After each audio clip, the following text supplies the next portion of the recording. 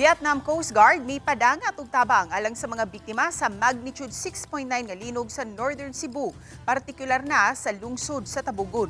32 ka mga sakong bugas ug napulo ka mga boxes sa mga noodles ang gitunol nga tabang nga gipaagi nila sa Philippine Coast Guard Cebu. Nasuta nga ang maong tabang nga gitunol sa mga personnel sa Vietnam Coast Guard mao ang ilang bound unta sa pag-ari nila dito sa Cebu.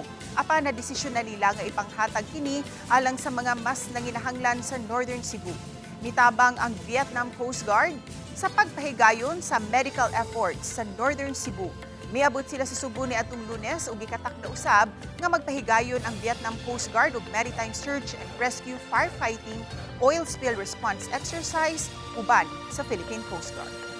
Tungod sa naitabo diri sa Cebu nga naka-experience og linog na 6.9 magnitude, ilang gitake this opportunity nga mapakita nila ang ilang sympathy sa atua nga hindi lang ta sa maritime incidents nag-cooperate bisan sa mga humanitarian effort nga ilang nakita nga kinahanglan nga og mga pagkaon ang atong mga kababayan diri sa Cebu.